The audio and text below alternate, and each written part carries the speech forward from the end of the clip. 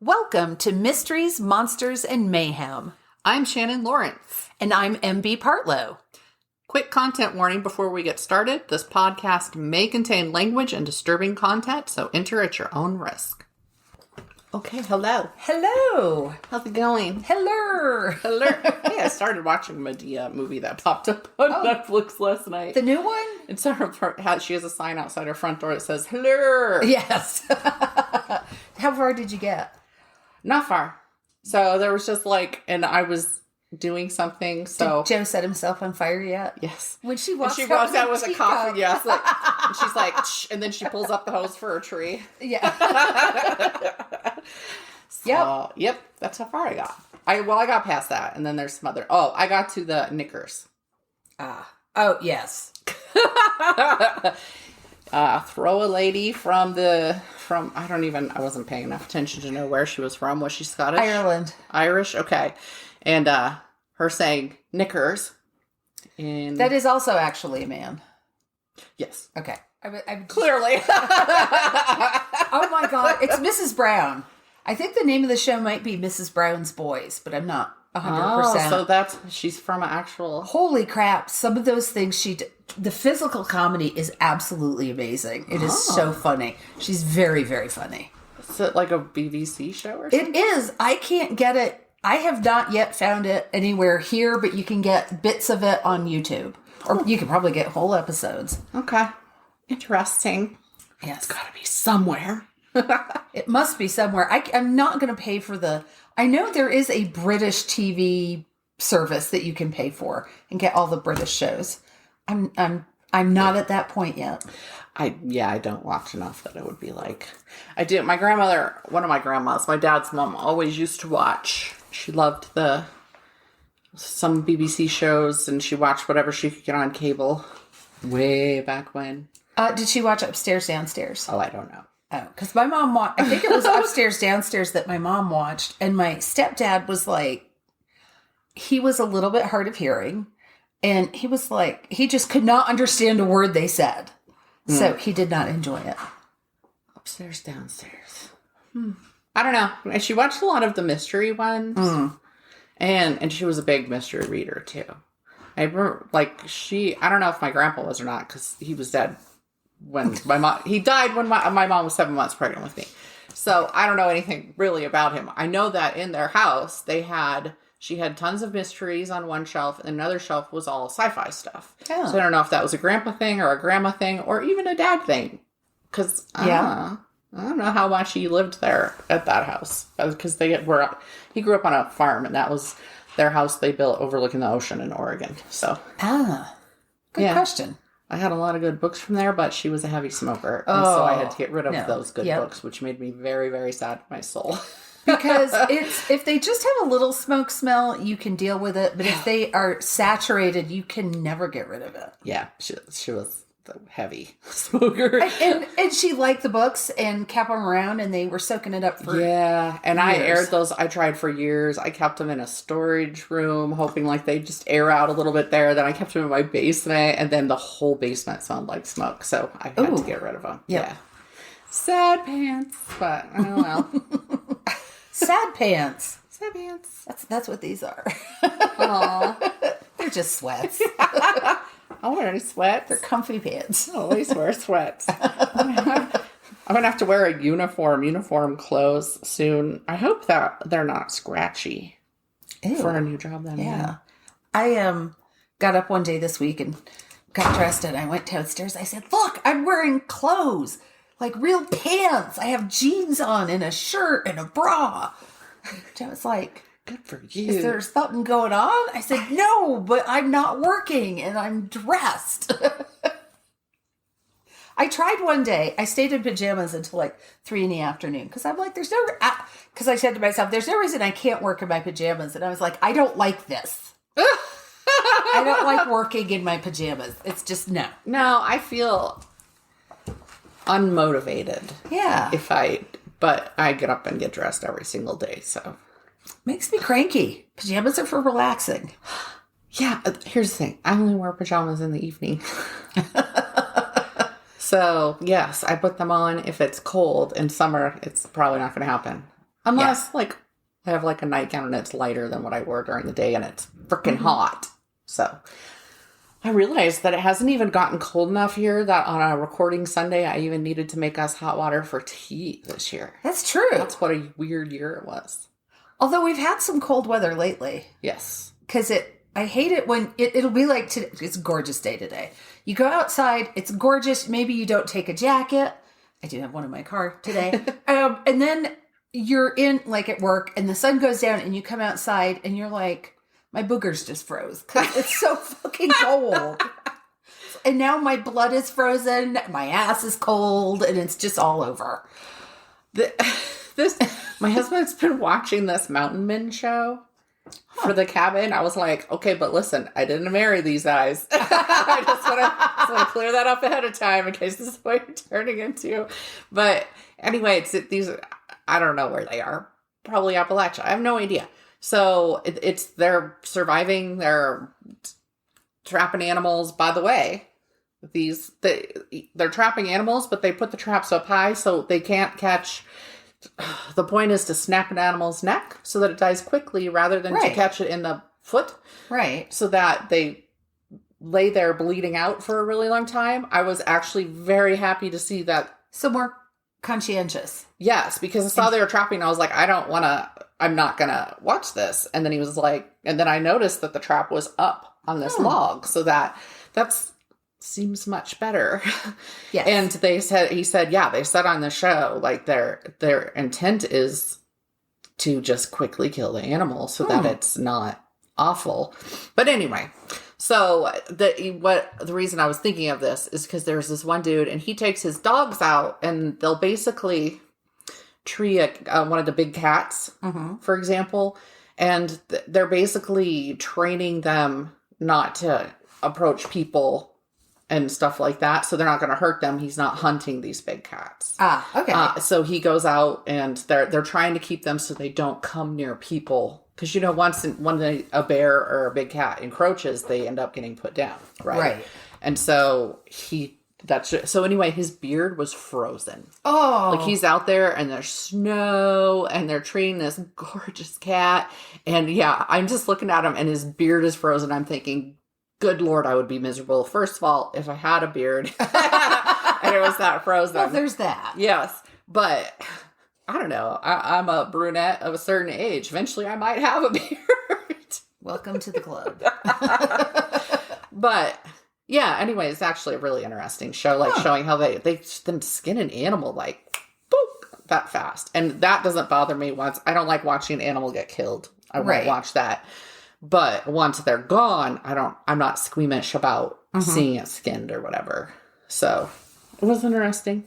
And like they were building log cabins just from scratch. The guy had a cabin, like a hunting cabin up there. And he said, well, I'm going to make a fridge. And he just cuts a hole in the wall.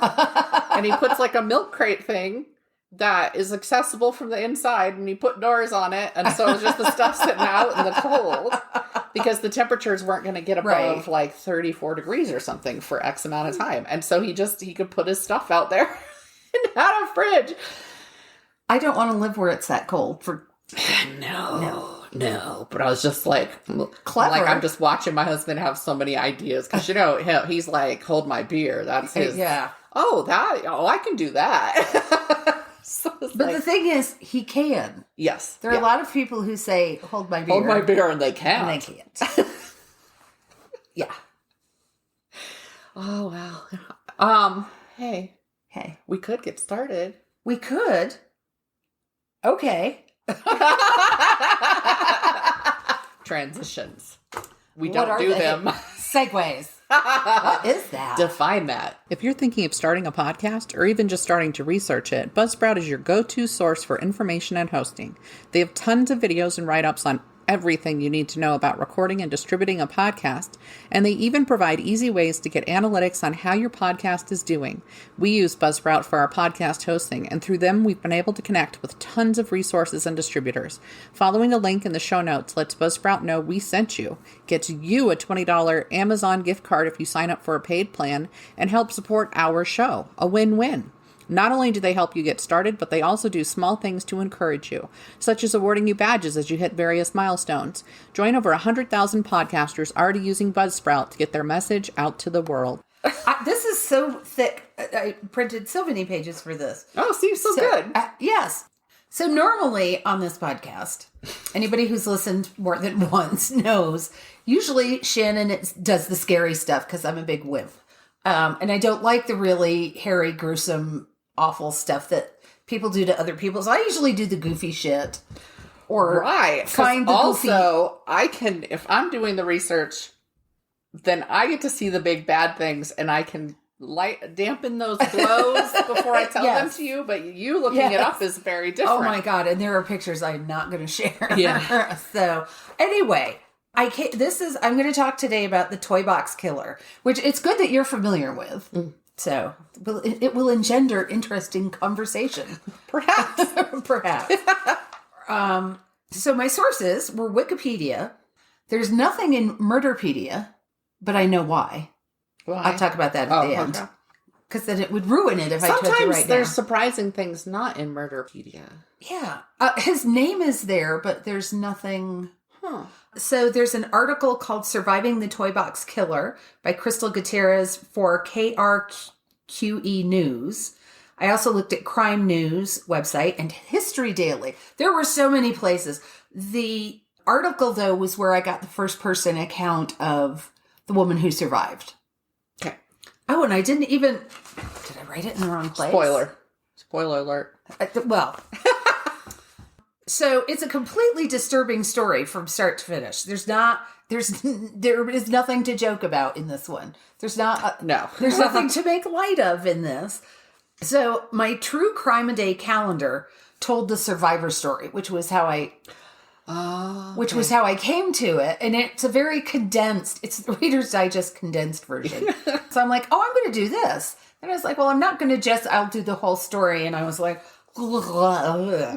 it's really gruesome. So, but I will say researching it made me both sick to my stomach and incredibly angry. Mm-hmm.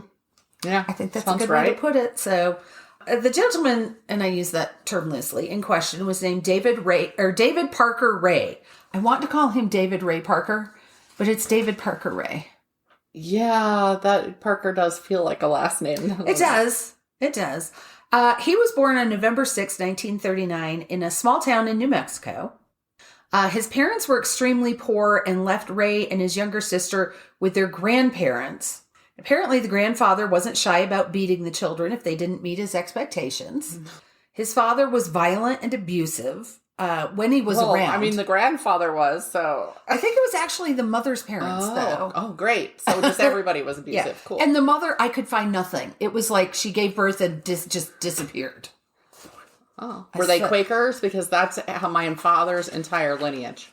Oh. On what the Quaker part is, here was the woman's name, nothing about her family line. Then you'd go up the man's line in the next one. Here was his mother. Mm-hmm. Nothing about her line. Go up the father's line. It was fascinating. I don't believe they were Quakers, but it didn't say anywhere. But when Ray was in high school, his father did provide him with sadomasochistic pornography when he wasn't, physically abusing him. Great. So that's a great way to plant that into the developing brain that's learning about sex. Yeah. Mm-hmm. Mom was mostly out of the picture. And Ray's sister was removed from the home after the grandmother died. So for some reason, she got moved, but it was okay to leave him there. Huh. Apparently, he was teased in school for being shy and awkward around girls. And I do So know. Like every boy. Yeah, I'm like, hello, every human being ever born. That's it. I had to go on and torture women because these girls... Okay, every boy dealt with this, dude. It was believed that while he was in high school is when he started developing sexual fantasies that included raping, torturing, and killing women. Apparently, before his sister was removed from the home, she found notebooks and drawings he was making of things he wanted to do. Great. These notebooks. Because the thing about so if you're looking at basically torture porn with no backup definitions of it, right? I mean, the S&M culture gets a lot of flack, but they are about... And this would have been in the 50s? Right. Like the mid... But if you 50s. don't know the rules behind it and all that stuff anyway, like if you don't understand that there's a safe word and that these people are asking for the things, then I could see that being implanted. Yeah. You know what I mean? Kind of, yeah. He did serve in the Army and received an honorable discharge. He was married and divorced 4 times and had 2 daughters. Oh. Yeah, that's the thing, is that he had daughters. The Golden State Killer had daughters. And it's just... BTK had a daughter. It just adds to it. Yeah. It just adds. Ray's method of operation was to pick up prostitutes either by posing as a customer or by posing as a police officer. And he would then take them to his quote-unquote toy box in Elephant Butte, New Mexico. Which I really want to call Elephant Butt. But I won't. It's so for anybody who doesn't know, and everybody's like, it's right outside of Truth or Consequences. And I'm like, really, how many people know where Truth or Consequences, New Mexico is? I love the name of that town, so therefore I'm aware. But we have a mutual friend who posted that, what was it? His mother was from there, but it was named something else before, and I don't remember what. Yes. So anyway, everything says, oh, this little town just north of Truth or Consequences. So let me just say, Elephant Butte is south of Albuquerque, a couple of hours north of the Mexican border. Okay. So I'm just kind of putting it in place for people, because most people are like... It's southernish. Yes. A toy box. This is what he called... My God. Toy box sounds so innocent. Mm-hmm. So Ray had purchased and soundproofed a semi-trailer that he kept on his property. There were, of course, you got the reference to hidden in plain sight. He had... It wasn't a compound, but you see the aerial views of the property he lived on. And there was where he lived, and there was a trailer and a camper and some sheds and a garage. And so there's all this shit all over the property. So no, this trailer did not stand out. It had an obstetric table. Now, it's really interesting because in some places it was called an obstetric table, and in some it was called a gynecological exam table. Okay. It's the same fucking thing. And right. You get what I'm sure readers understand. It's the vajayjay table. It's the vajayjay table. It's the thing every woman hates. Right. So that... And this will just make you hate it more. Yes, it will. So this was in this kind of in the center of the room. And this was where he bound his victims. And what they found in the trailer, and these were like well-used items. They weren't like bright and shiny he had just purchased. There were things like, there were surgical instruments, whips, chains, pulleys, straps, clamps, and a homemade genital. A homemade generator to administer electrical shocks. So he pretty much had everything you could want to torture people with. I really debated about including the list because it just made me so... wanting to throw up when I read it. Yeah. That he cherished these but things. It's kind of important. Yes. He also had mirrors on the ceiling so that the victims could not get away from it. That it was right there. And they couldn't escape seeing either what he was doing or what he was about to do. He also had a wooden structure that he could bend them over and chain them to. But everybody comes back to that chair. Yeah. That's what everybody talks about. All right, so I'm going to jump ahead a little bit because I'm going to jump ahead to when he was caught because it's not like there was a manhunt going on for him. They didn't know. He was completely under the radar. Nobody knew he was out there doing this. So, Cynthia Jaramillo, am I pronouncing that correctly, you think? I think so. Okay. Jaramillo. So she was working the streets of Albuquerque in March of 1999. Now she is, oh my God, this woman should have a shrine to her because she is very matter of fact. She had been on her own and on the streets, she thinks, since she was 13. She was thrown out of the house and she had nothing and didn't know what to do. So she started selling herself on the streets early, and she makes no bones about who she is or what she did. Good. Yeah, I never understand why somebody feels like they have to be ashamed about that. You did what you had to do to survive. Okay. So she, despite all of her experience, so she had been on the streets for quite a while. And she had kind of her own code of how to stay safe. And despite this, she broke her own rule and got into an RV with Ray. So she said she immediately knew something was wrong and was reaching for the door when he called out Cindy. And that shocked her because her name was Cynthia. Their friends called her Cindy because she'd given him a fake name. And she was really freaked out to think, oh my God, how the hell does he know my name? Well, so she hesitated, and Cindy Hendy, who was hiding in the back, the accomplice, stepped out of hiding and shocked her with a cattle prod. She just hesitated long enough. So they took her to the back of the RV and handcuffed her to a cabinet behind her back. So they handcuffed her behind her back and, I don't know, looped it through a handle on the cabinet or whatever. So the RV takes off and she is able to unscrew the cabinet and get to her feet. But she's still got her hands cuffed behind her. So she's waiting for the RV to slow down because she's just going to charge the door and bust it out. But she would like to not die when she does it. So she's waiting for the RV to slow down. But for some reason, and apparently it wasn't a situation where he could see her, but he slams on the brakes. So she stumbles forward, and that alerted Cindy, who yells out, and he pulls the RV over, and they both kind of advance on her, and she doesn't know if they drugged her, she blacked out or what. She doesn't remember anything until she wakes up to hear his recorded voice. So I'm going to read some of what the recording was. It said, "Okay, bitch, we both know why you've been brought here today. Your wrists and ankles are chained and you're gagged because you're not going to like the way I do it. You're going to be kept here naked and chained down. I'm going to use you for a sex slave. If I thought that you knew too much to cause damage, you would not be turned loose. You would simply disappear."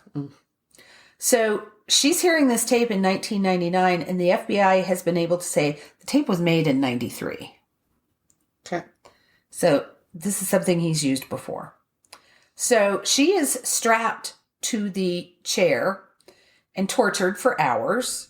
She said he seemed to really get off. The more she was in pain, the more she was tortured, the more it hurt her, the happier he was.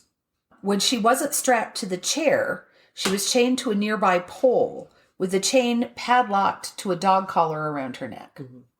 But she didn't give up.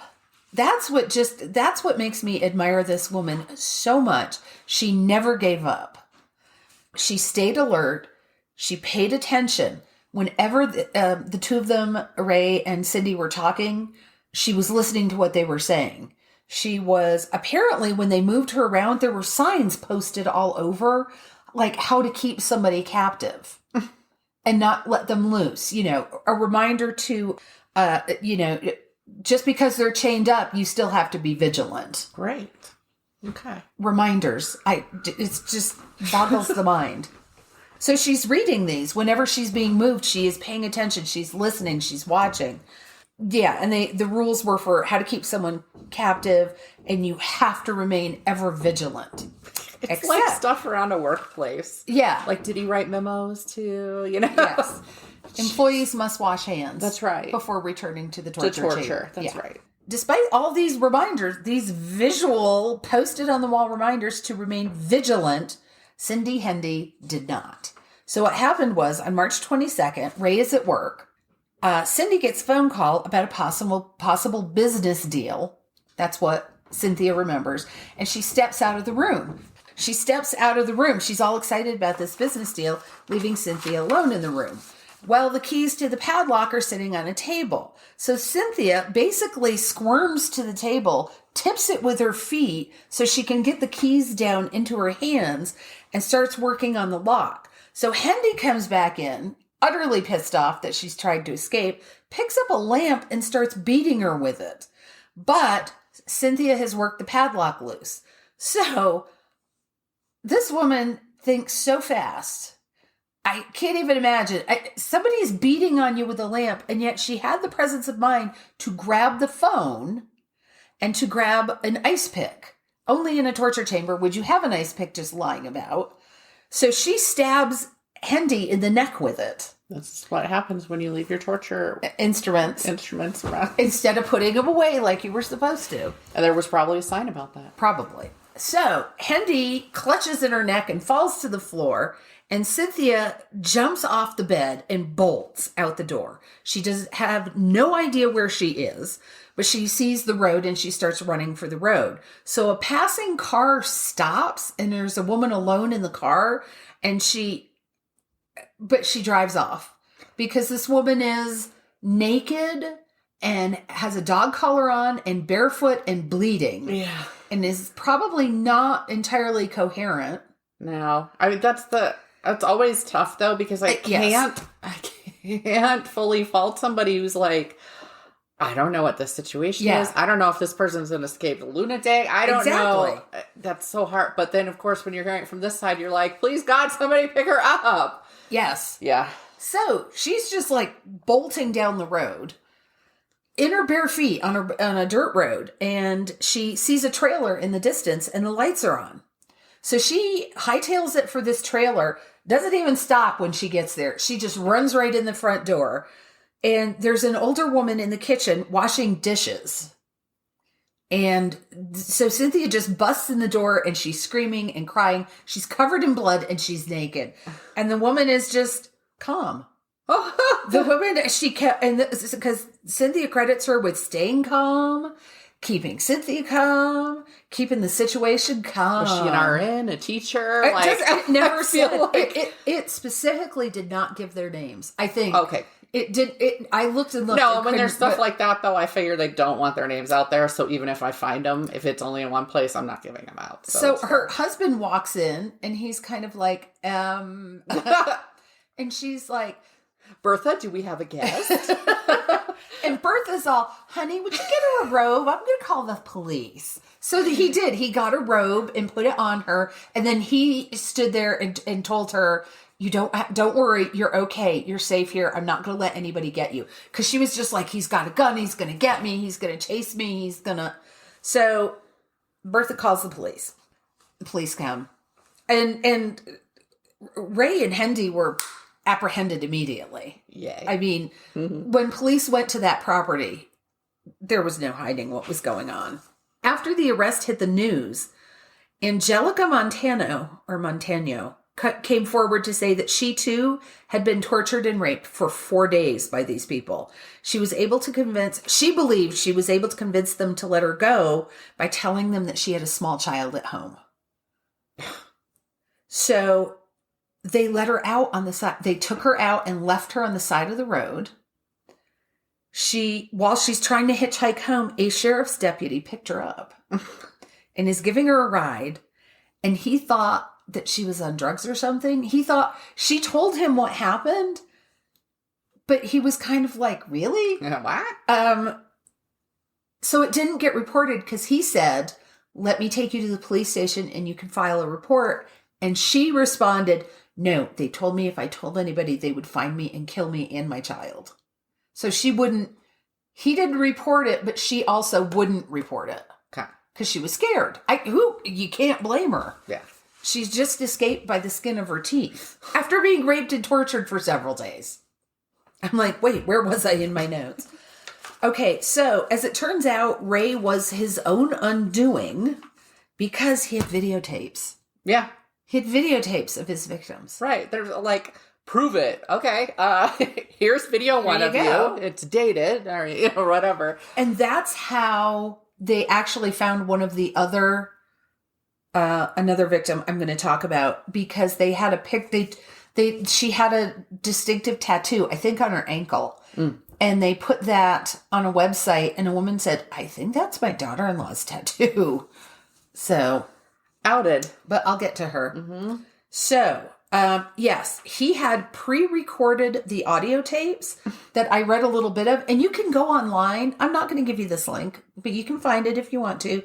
You can hear him. They have clips of these tapes, and his voice isn't particularly deep or menacing, or it just sounds like an older guy talking. Sure, because he's reading his script onto the audio tape. Yeah. Like, no big. I'm just going to use this to torture women later. Yeah, that's what he would do. So that when he took women, he usually drugged them. When they regained consciousness, they would hear his voice telling them what he was going to do to them and also what he expected and how to react. For instance, telling them he would slash their throats if they screamed too much. So you don't know where you are, you're regaining consciousness, and this is playing in the background. He kept meticulous track of his victims and how he tortured them in journals, and he never listed anybody by name. Yeah. He would list... A lot of the ones that document it, they didn't put a name. They do a location or they do a... Something. Yeah. He also had a lot of... he had personal items, like pieces of jewelry or barrettes or stuff from a huge number of women that they believe were kept as trophies. And I will post the link to this. You can still see them. There is an FBI website out there, and it has photos of all of these things, all these pieces of jewelry and stuff, because they hope that someone will see it and recognize it and go, oh, Cousin Sylvia used to wear that all the time, to help identify other victims. So a third woman, Kelly Garrett, came forward with a similar story. She had a fight with her husband and was in Elephant Butte at a bar blowing off steam, playing some pool. This was in 1996. So, who does she run into? Ray's daughter. Yeah. Oh. Yeah, make that face. Keep making it. Just keep making it. So she offers Garrett a ride home and says, on the way home, I have to stop at my dad's first. And they believe she doctored her drink. They kept her for a few days, raped and tortured her. And yes, the daughter was involved. What happened was when they were done with her, Ray was working at the nearby park. So he had a uniform. He wasn't actually a ranger. I wrote down park ranger uniform. He wasn't a park ranger. He was like a handyman, but he had the uniform that he was somebody who worked at the park. So in that uniform, he took her and dropped her off at her house and said he'd found her wandering incoherent on the beach. So, since she couldn't remember the details, she never reported it. But it was after it came out and her mother-in-law possibly ID'd her that she came forward off the videotapes. And, she came forward and said, yes, that was me. Here's a fun note. Her husband never believed her. What? He thought she'd had an affair with Ray and divorced her because of it. Oh, fuck him. Oh, yeah. Wow. Yeah. Wow. There had to have been other issues there. I would hope so.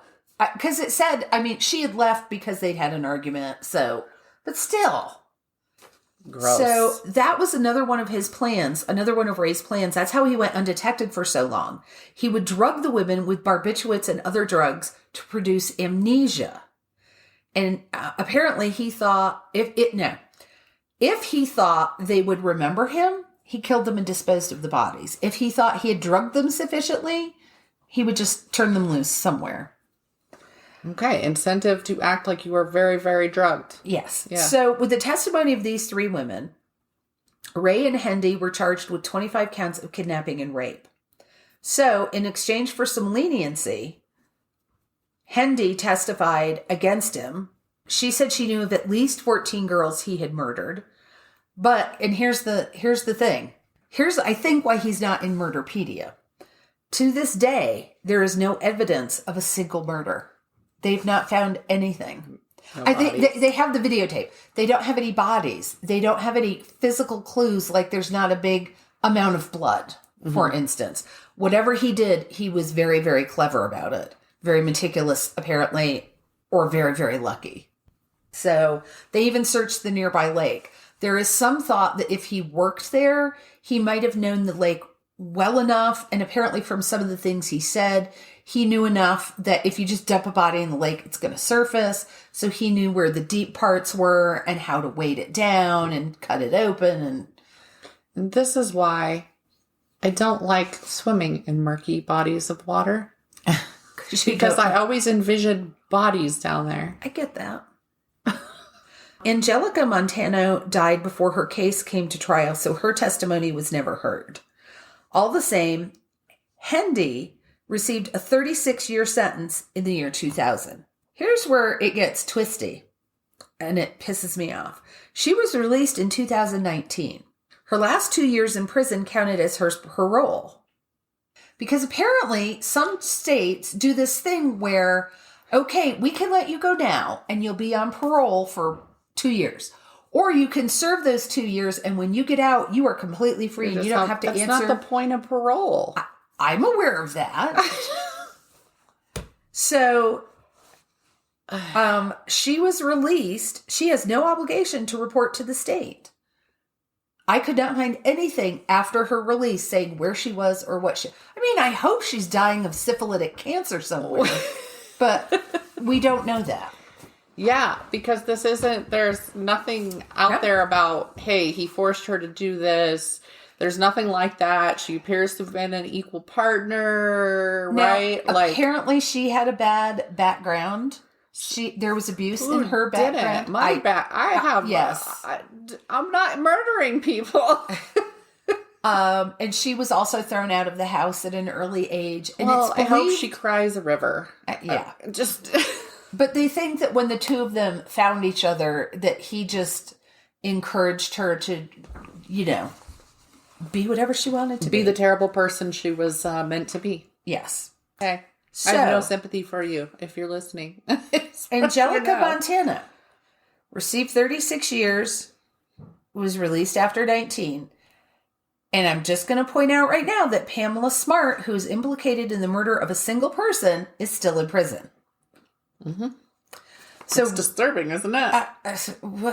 Yeah, it's not justice. So Ray's daughter, Jessie Ray, 32 years old, was also arrested for helping her father abduct and assault Kelly Garrett in 1996. She was charged with kidnapping and 6 counts of criminal sexual penetration. Her father offered to plead guilty to all charges remaining against him if charges against Jessie were dropped. She ended up serving 30 months for kidnapping. Again, if syphilitic cancer is a thing. And let's call this part of the episode not enough punishment. Yeah. Inadequate punishment.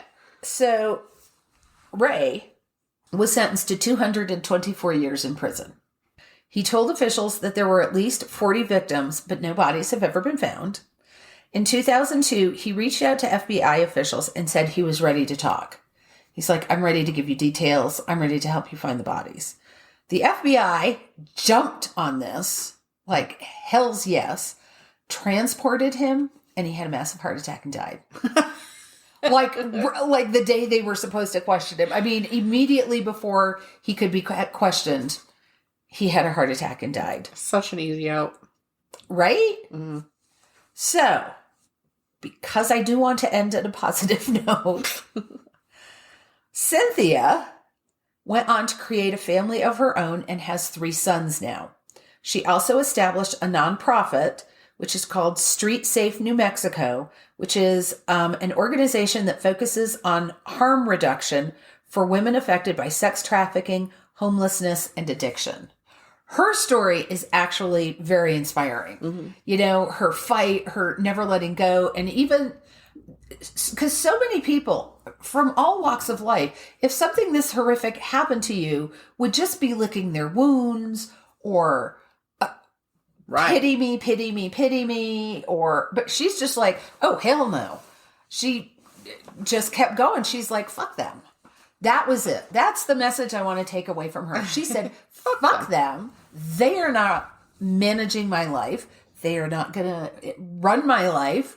And what they did to me is not going to ruin my life. Good. Yeah. So. For her.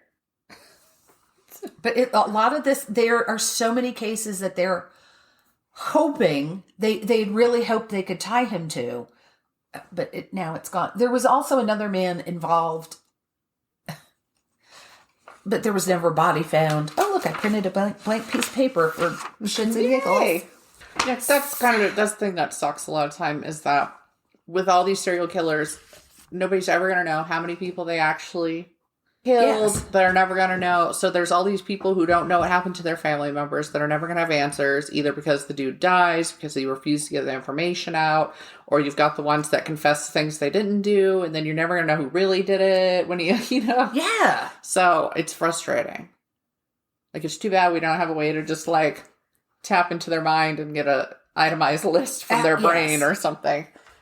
complete with pictures. That's the technology of the future we need. I do not want the pictures from that man's mind. No. The list I will take. The pictures I do not want. Yeah. He just was, yeah. It's funny because I always want to, I mean, that's why I started studying serial killers in the first place, was because I wanted to know, why do their minds do this, you know, and you hear about their terrible backgrounds and stuff. But then it's irritating to hear about their backgrounds, because it's like, and here's this Joe Schmo over here who was beat and raped, and his father rented him out, and he just grew up and tried to fix that instead of being a murderer. Yeah. So there has to be something inherently broken in them to begin with that makes it so that that's how they lean that way or the other way. And it was hard to read about. I had also picked up a novel, and I put it down. It was a thriller, and it involves torture, and I put it down, and I said, I'm not going to finish this. I don't care. I can't right now. I don't need to ever read that. I don't need to get inside it's like one of my very favorite authors, and I think it's a book you read. I can't remember which one. It's by Joe Lansdale, who I adore. He's the best writer. But he wrote one, and it's in the mind of the serial killer. Not the whole book, but there are chapters in the serial killer's mind, and I found it to be too intense for me. I don't think I read it. I haven't read that many Lansdales yet. I can't remember. I can't remember which one it was. Whereas on the flip side, I read a thriller that was so incredibly disappointing. I'm not going to say what it was or who it was by. I was able to have a private conversation with somebody about it who felt the same way I did, which was nice, because otherwise I might have not held back as much, because I don't like to put out negatives out there for somebody. If it's a big, big author, I will, because it's not going to hurt them, honestly. No. But then some people who won't want to read it won't read it, maybe. But yeah, it's a thriller, and it was about final girls, and first of all the deaths are off camera. I'm like, is this a cozy mystery or is this a thriller? Yeah, I mean, And there was no tension. There was no suspense. How do you write a thriller that has no suspense? And shitty, boring, slow pacing, and awful characters that you don't give a shit about. I don't know. Yeah, well, that's what I read. So, trade you. Okay. Okay. You don't have to be stressed at all, because you won't give a shit. It'll put me right to sleep. That's right. So what are you going to talk about this time? I'm doing the Poltergeist Girls. Oh, thank God. Sources: Unexplained, Paranorms, Encyclopedia.com, Animalian, Mysterious Universe, The Lineup, History of Yesterday, The Poltergeist Girl Who Amazed the World with Her Powers by Andre Topolaga. Okay. So this is another one where I found a meme. Is Paranorms a website? Yeah. I just love the name. Yeah. There's so many fun ones that, yes. and each time I can still run into a new one I haven't found before. I found on a list of the oldest cold case in each state, which, by the way, there's several of those that I've recorded them, and I'm going to do them in the future because it's such intriguing. Are you going to do They're all not of all them? actually unsolved. They're cold cases because, say, hung juries sometimes. But anyway, there are a few that I'm going to do from that. But they linked back to all these different sites, and I was like, must look at all these sites. Yep. I was reading that last night after I finished my last piece. Like, oh. Okay. So this was a meme about the Poltergeist Girl. And so I went and I searched for her. And 2 girls came up as being called the Poltergeist Girls. So I'm going to do both of them. One was in Romania and one was in France. The first one, Angelique Cotton, who was also known as the Electric Girl, lived in La Pierre, a small town in Normandy, France. So her story starts January 15th, 1846, when she was 14 years old. One evening, surrounded by a few other girls her age, the loom Angelique was working on began to shake. The girls all tried to hold it still, but it wouldn't stop shaking. And so they were frightened, and they went to a neighbor's house. And the neighbor was like, go back and do your work. Stupid little girls, you know. Typical adult. So they went back, and they were weaving silk gloves, interestingly. I don't know. But that's what all the things said. So when they returned, the loom was still, but as soon as Angelique approached it, it started to shake again. What's funny is the articles I read mostly said it was the loom, but then some articles would say other articles say that it was the loom or the table. But I never found an article that said it was the table. Just the articles of the people saying, some articles say. So anyway, that was just an aside. Right. Could have been the table, could have been the loom, could have been both. Her parents, who were Catholic, felt she must be possessed, so they took her to get an exorcism, but the priest refused. Witchcraft was also raised as a possibility, but he didn't find evidence of that either, and he actually witnessed the occurrence. He was like, I have to witness this, and he did, and he said, take her to a doctor, take her to a medical doctor. So I have like a sidebar here, and I was like, wow. Like, what, in 1846, what priest didn't instantly go, yes, an exorcism? You know, like, she must be a witch. She must be possessed. She must be an evil woman. Let's put her in an asylum. So I was like, what a responsible priest. Take her to a medical doctor. Yeah. Right? Like, that surprised me just like right there. I was all, wow, I like that priest. Or he was like, I'm not in the mood for this. I was going to say, a table shakes, big whoop. Okay. But I'm all... And what did he think the doctor would find? I'm like, palsy? Who knows? Dr. Trancho, or whatever it is, felt it was electrical, and he took her to Paris. Boogie, oogie, oogie. Boogie, oogie, oogie. It's electric. Boogie, oogie, oogie. Where she could be observed by a group of medical and science experts. Now, this is why these two girls are the ones that I've chosen for this. There's lots of youths that have had poltergeist-like activity around them, right? Especially teenage girls, right? But these ones, both the ones I'm going to talk about, were both studied meticulously. Okay. I was going to say, the first thing you do is move them to a bigger city and surround them by doctors. Yes.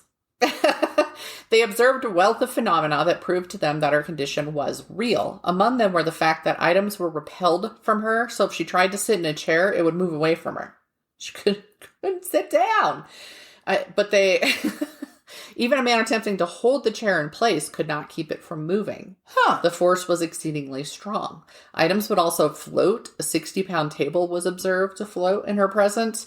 In other circumstances, things would rock like the loom had. She was forced to sleep on stone with only cork to cushion her because her bed would shake the entire time she tried to rest in it. People were not forcibly moved, but they felt electric shocks if they got too close or came into contact with her. As is reported with ghost or poltergeist activity, there was often cold air or a cold breeze around her that others would feel. So, because you always hear that in a haunting, right? And then there was a cold spot. Well, there was a cold spot around her. The medical professionals found that her heart rate increased to 120 beats per minute during the activity. Okay. She often went into convulsions, and she was terrified by the things occurring around her. Sometimes she'd get injured. Often she'd run away when the phenomena occurred because it would scare her. They found that the effects were blunted if she stood on carpeting, wax paper, oiled silk, or glass, but that they became much more intense if she stood on dirt or the bare ground. Metal items were not affected, which steered them away from attributing it to purely electrical effects. The phenomena were not consistent, so she could go days without it happening, and then it would start again. The more tired she was, the lesser the effects. I'm sorry, I'm still on waxed paper. Like, right? And oiled silk. Yeah. Where they're like, bring me a cardigan. Nope, that doesn't do it. What have we got in the room that we can have her stand on? Yeah. They also said something about if they had her sit on her hands, or if they placed her in the chair so her feet weren't touching the ground, she could sit in it without it shooting away from her, but she had to keep her feet off the ground, and then if they touched the ground, it would shoot. Yeah. Wow. The left side of her body caused the strongest effects, specifically her pelvis and left hand. When the phenomena were active, the left side of her body got warmer, and she could feel it warm than the right. The phenomena were the most intense between 7 and 9 p.m., typically starting after a meal. Which I went on this whole aside that I didn't even put in here because I was fascinated by it. I went to look at, because our bodies do run on electrical impulses. Synaptic firings in your brain, that's electrical. Your heart beating, that's electrical. And it's the very, very short version of the stuff that I was reading was that basically a cell at any given time at rest there's sodium and there's potassium. And this is what's causing these electrical impulses. And so one's on the inside of the cell, one's on the outside of the cell. And when that electricity is needed, then the gate opens and they combine. Oh, okay. So the whole after meal thing with sodium and potassium, I was like, were they putting a lot of salt in her food? Like, what's up? But anyway, yeah, I went and did this whole side thing, but it's clear that nobody gives a shit about the places my mind go. So I'm not going to go more deeply into that. Okay, Francois Arago, a physicist, felt it was electromagnetic energy. He wrote about her case in the journal Des Dubats, or Dubat, whatever. I don't like French. Published February 1846. Even more interesting was the fact that she didn't need to make physical contact with anything for it to show an effect. She just needed to get near it or to have something she was touching come in contact with it, such as her clothing. If her clothing brushed, like a dress brushed something, it would be repelled. Her body didn't have to touch it. If she held a thread in her hand and touched something with the thread, same thing. Wow. Whether it was paper, a table, a chair, or any other item or piece of furniture, force could repel it. Investigating the electromagnetic activity, Arago further found that she could move a needle hanging in the air if she moved her hand near it. If she, so like, but when I say hanging in the air, yeah. Like suspended from a thread. Yes, precisely. If she touched the North Pole of a magnet, she got a massive shock, but the South Pole had no effect. So she could actually like put her hand near it and tell you which was North and South because she'd start to feel that. And she did have physical sensations when she was coming into contact with things. But here's the thing that confused Arago then. She had no effect on a compass. When she touched the compass, she didn't mess it up or anything like that. It didn't point north at her or anything. Okay, that's bizarre. Aside from her skyrocketing heart rate during the phenomena, Angelique was otherwise completely healthy. Argo gave the following summation, quote, under peculiar conditions, the human organism gives forth a physical power which, without visible instruments, lifts heavy bodies, attracts or repels them, according to a law of polarity, overturns them, and produces the phenomena of sound. Which I was like, where the fuck did the sound thing come in? Nothing mentioned sound. I was like, wait, did I fall asleep in the middle of this? Right. I was like, sound? French physicists talking to hear their own voices. And there you go. In response to the phenomenon, finding out their daughter was not possessed or at medical risk, her parents started making her do shows in Paris in order to make money off of her. And it's felt when the phenomena ceased on April 10th, 1846, they had her continue faking for a time to continue bringing money in. Only because next week I'm going to be talking about something in the same time period. Mm-hmm. Any kind of oddity like that. Oh, yeah. People would pay. Yeah. Yeah. And it was masses of people, and poor people, rich people. If they were rich, they wanted to have you for dinner so they could see the oddity. And if they were poor, they wanted to pay their penny and see the freak. Yeah. The next one I talk about is like, oh, this person had them at their house and this person had it, you know, like, yep. Yeah. Come to my house and be a freak. Thank you. The 1800s were a fucking weird time to be in France, I'll tell you. When you think about it, there's a movie with Steve Carell or whatever that I haven't watched in forever, and something Dinner for Freaks or something like that. Dinner with Freaks. And like each of them is supposed to bring some kind of weirdo with them. It seems like it was a total tribute to that time period. It was like Dinner for Losers. Yeah, something like that. Because he gets brought because he taxidermies little mice and then makes scenes with them or whatever. Oh my Completely God. an aside. Okay. I would totally invite him to dinner. All right, so moving on. The second Poltergeist girl. She was known also as the Devil Girl, the Romanian Poltergeist Girl, friend of Dracu, and the Ghost Girl was 11-year-old Eleanor Zugun. February 1923 was the start of her exhibition of phenomena. In a story that starts much more like an urban legend than Angelique's, Eleanor found some money on the road as she headed to her grandma's in Buhai, a small town in northern Romania. She swiped up the money, headed straight into town, and she bought herself sweets and ate them all. Yeah. Her grandmother, who was 105 years old and known as a witch to townspeople, told Eleanor the money had been a test left by the devil, which was Dracu in Romanian, which doesn't that completely tell you Dracula and the origins of that? Yep. I'm sorry, but am I the only one getting the big Little Red Riding Hood vibe here? Right? On her way to her grandmother's house. Her 105-year-old grandmother. Well, her grandmother told her she had failed the test by the devil and she would now never be free of him. Thanks, Grandma. I can't sleep now. The very next day, the phenomena began. She was still at her grandma's house when stones started crashing into the house, breaking some of the windows. Wherever Eleanor went inside the house, objects shot away from her or were drawn toward her. Her loving grandma told her she was possessed and sent her back home along with the devil to Tulpa. Get thee gone.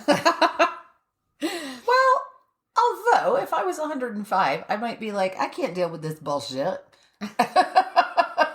Like stones crashing into the house. Could it be that somebody was pelting the house with stones? Could it be vandals? Could it be those kids that you said, get the hell off of my yard? Get off my yard. In Romanian. In Tulpa, the activity took a couple days, but then it started up again. It was claimed that a jug of water floated in the air, not spilling even a drop of water in it, and a bowl of porridge hit a man in the back of the head who was visiting the home, and he was injured. In addition, larger furniture shook, much like Angelique's experiences with the loom and the bed. Her story took a darker turn briefly than Angelique's, despite being 80 years later than the other girls. She went to the monastery of Gorove. Her family were like, evil child. So they did attempt an exorcism there, and they finished the exorcism, but it didn't change anything. Within 3 weeks, she was sent to an asylum. Her story made it everything that I thought would happen to the first girl in France. Her story made it into the papers in other countries, leading to Fritz Grunwald, an Austrian researcher of psychic phenomena who lived in Germany, and Kubi Klein, a journalist who was, I believe, also Romanian, heard of her story. They managed to use some manner of influence to get the monastery to take her back, and they set out there to study her and the psychic phenomena surrounding her. Eleanor's phenomena were more poltergeisty than Angelique's, and that objects were frequently thrown directly at people. Alarmingly, she started manifesting signs of being physically struck by the poltergeist and scratched. There were marks on her face that would appear in front of people. In addition, she could make random objects appear in the room that had not been there before, move them from other rooms, but people wouldn't see them like leading in like it was floating in the air. It would just, boop, it would be there. They called it apporting. Grunewald studied her from May 9th to May 18th, 1925, taking copious notes. But in July, he died of a heart attack at only 41 years old. Professor Christoph Schroeder published the edited notes in Volume 1 of the Zeitschrift für Psychische Forschung. Bless you. Yeah, in 1927. I'm sure that was all so incorrectly said. Unfortunately, his death meant there was no one to care for her anymore, though she was able to remain in the monastery this time, and they just kind of ignored her. And in September, a part Viennese, part Romanian countess, Zoe Vasilico Serecki, who was interested in both psychical research and psychoanalysis, visited the monastery. In the months since Grunewald probably had died, Eleanor had been left to herself. She was dirty, abandoned, and scared. After the countess observed the phenomena, she was able to negotiate Eleanor coming with her back to Vienna. I couldn't see what that consisted of, like what she had did she have to pay the family off? I was going to say, like I know exactly what it consisted of. But it was never like written in the stories. It took until January of 1926, but she was able to make it work, bringing the girl to live with her in her flat. The Countess wrote a book about Eleanor, which was published in Munich in 1926 called Der Spuk von Tulpa. But she also took care of Eleanor and helped her train as a hairdresser. So this could have gone a very bad direction. She could have been using the girl. She could have abused her. But instead, she really took her under her wing. Nice. The poltergeist activity continued. Even after the book was published, the Countess kept diaries of everything happening around the girl, so there's tons of documentation. And it was something like she observed 1,027 manifestations or something like that. My God, how long did it keep going? This one lasted a few years, unlike the other girl who was, months. So there were raps on walls and furniture. Occasionally voices could be heard. Aside from moving in apporting items, some disappeared and were never seen again, or they'd reappear but be damaged. And I'm like, or the girl living in the house could have been doing that. But okay. At one point, a stiletto lifted from a table and flung itself across the room, sticking in a door. And just as a funny aside, one of the people who had, copied this from a billion other places, they thought the stiletto was a stiletto heel. So they wrote that a stiletto heel shoe my God, was lifted and flung into a wall. And I was like, oh, you sweet summer child. No. No. Nope. In addition to being slapped, Eleanor got her hair pulled. The flying objects would often be aimed at her. So things would fly across the room and slam into her. And Eleanor herself would be bodily thrown around or pulled out of bed, all sorts of things. This aspect of the poltergeist activity escalated and her injuries worsened starting in about March 1926. She exhibited bite marks, scratch marks, pinpricks, and even had needles appear in her skin. In late April 1926, her fame reached a psychical researcher in England, Harry Price, which is so weird. I wanted to look into him further. Didn't have time because that name is familiar to me.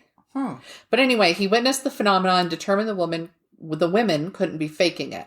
He invited the two to come with him back to London to the National Laboratory of Psychical Research, September 30th, 1926.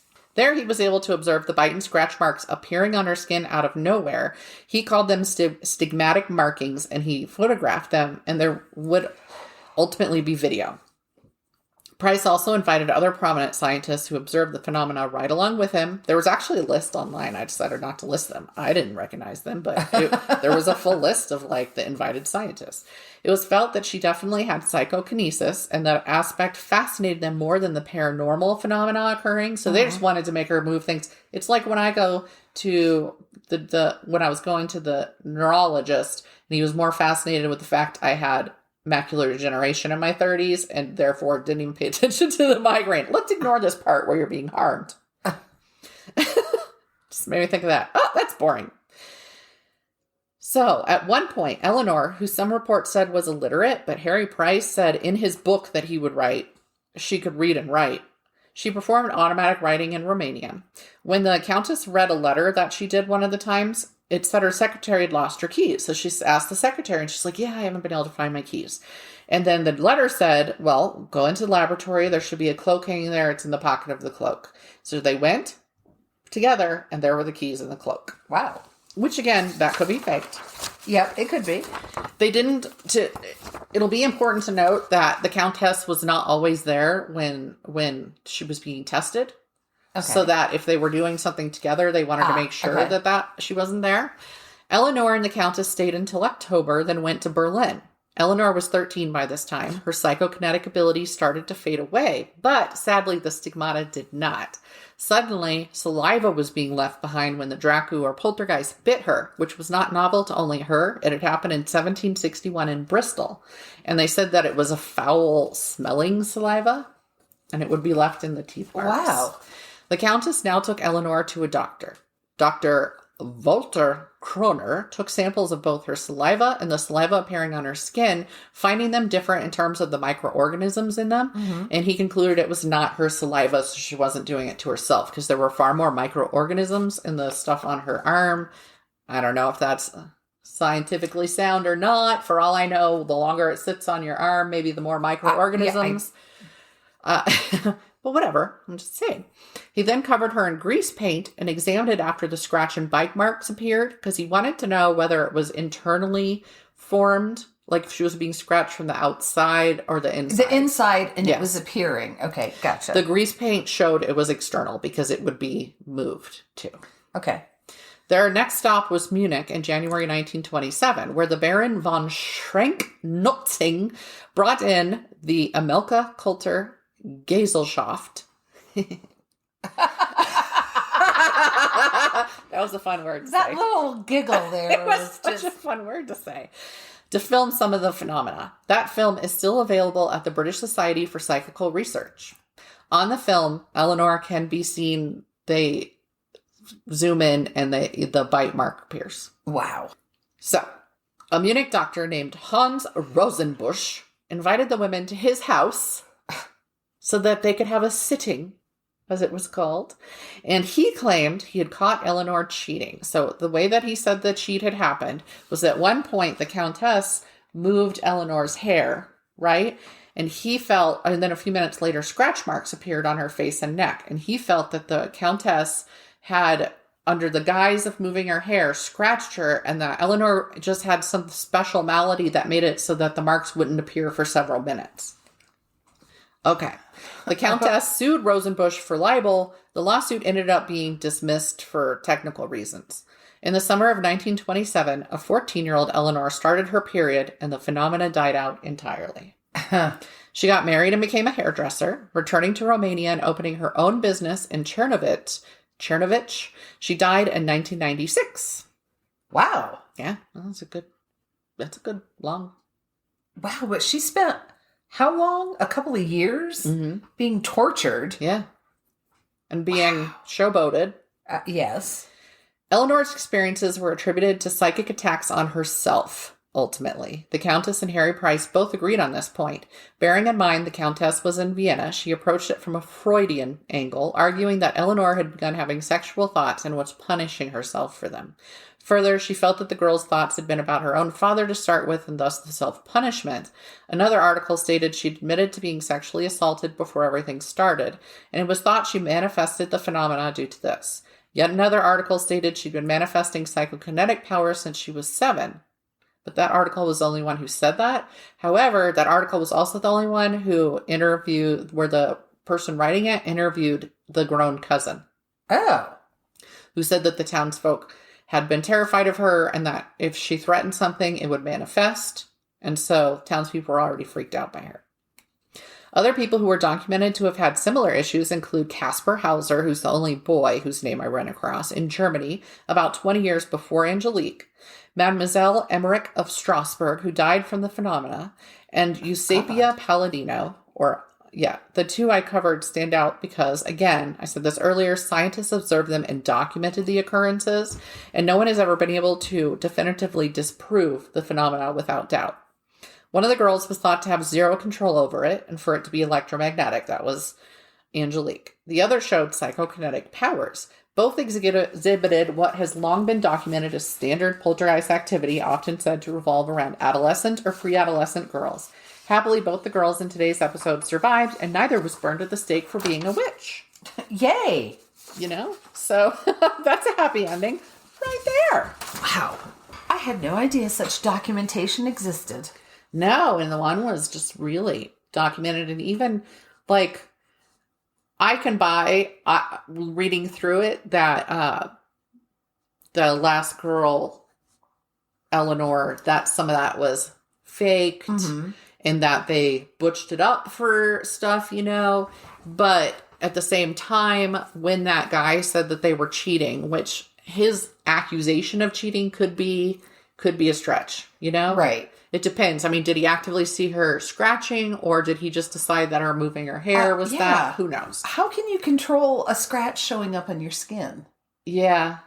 But I don't know. I mean, sometimes when you do it, it's like maybe white at first or whatever, and then it turns red and puffy later. So maybe it's like that. But then he would have seen those scratch marks. You would have seen the white marks, yeah.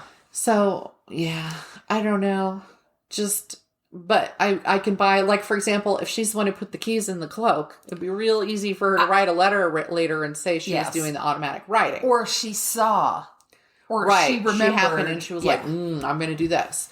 And she was a teenage girl, So a lot of the stuff could have been falsified. But that first, what was he, physicist or whatever, he actually came out when the guy, because it hit the papers. Her entire being was in the papers all the time. And it hit the papers that they'd been caught cheating. And he came out along with a bunch of the other scientists that had worked with him and said, you don't understand. We had controls. We observed this stuff happening. We observed things moving when neither of them were anywhere near it. And it was something we had set on the table, for example. They had not put it there. They could not have rigged it. Right. And we also did a lot of, saw the things appear on her skin when the Countess was not present. So he very much defended it. Yeah, that one sounds very poltergeisty. It does. The first one definitely sounded like some kind of electrical. Well, what's funny is, why did that draw me to it? Because I had all sorts of electrical problems. And I had a grandparent who had an actual, it's like Wolf Hodgkin's something. I don't remember. It is an actual electrical problem with the heart. And I have heart issues, but I haven't actually been diagnosed with anything. But I have long had problems, especially in my teens and 20s. with electrical thing. I can't wear watches because I zap them. I tried wearing kinetic watch and it went crazy all the time. Like even having something that had a permanent that I couldn't kill the battery on, Right. it jacked up the watch all the time. I gave up wiring watches years ago. And I blow light bulbs, and if I'm mad and I flip a light switch, then it's gonna blow. And I've zapped things all the time. And I've always had this stuff, and other people have observed it. So I was like, sure, let's read this. But hers was different from mine too. Yes. But there is actually, and I forgot to go looking for it, there is a name for what I have. It's an observed thing. So, yeah. So I wanted to read more about it. But I cannot make things float, although I haven't tried. Or make things appear. I don't have the force or psychokinetic Could you abilities. make a fried chicken appear? Oh, well, yes, but I would have to go to the store and prepare it. Or go to a restaurant and manifest it from their kitchen by ordering really it. hard. And say it out loud to the waitress. Then it will appear. You're stating your intention. Yes. Lord. So yes, those two were interesting. I thought it was funny they were both called the Poltergeist Girls. Yeah. What else would you call them? Well, all other things that I named. Sure. Friend of Dracu. That one was Yes. funny. What, the friend of the devil. But that one started out so bizarre. I mean, so very fairy tale. So very... What's funny is that I'm sure I'm missing a page because I went into talking to the cousin, but there wasn't much, so I must have just not printed up because there were only a couple lines on it. But one of the people did interview the cousin of Eleanor, and he said, and when that person, who was Romanian, that's why they wanted to cover it. So they went to the town, and whenever they brought up her name in the town that she'd grown up in, and the town her grandmother lived in, they were terrified. They would not talk about her. They said if they talked about... They wouldn't name her name. If they talked about her, the devil would come back. Were the horses neighing in the distance? Blucher. Frau Blucher. Yes. No. But he did say, like, he was the only family member and the only person who would talk to this journalist about her. Wow. But then, of course, he's remembering he was a little kid, right? And he was remembering all these things, and it was very exaggerated. So I did not go with his reports, even though he's a family member. So I know this is not the point in time where we usually talk about movies, but have you seen The Adam Project yet? No, I just saw it was on there last night on Netflix. Okay, so I'm not going to ruin anything. Good, don't. I wouldn't.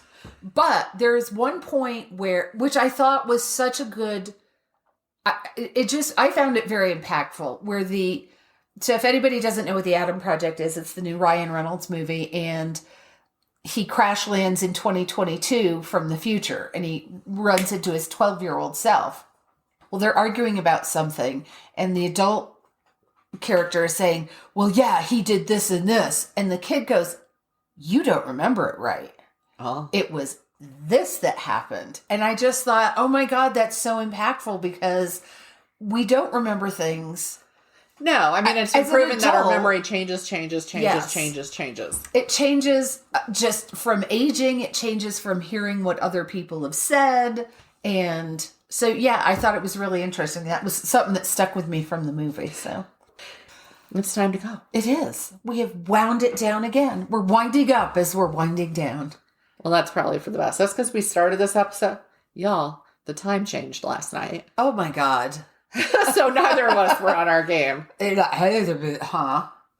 Right. Stupid time change that shouldn't exist anymore. I hate it. Okay, thanks for listening. Thank you, and we'll talk to you next week. Bye. Bye. Thank you for listening to Mysteries, Monsters, and Mayhem. Find us on Facebook and Instagram or at our website, mysteriesmonstersmayhem.com. Please like, rate, and review, follow, and share wherever your favorite podcasts are downloaded. Thank you for listening and supporting our podcast. We'll be back next week with more shenanigans.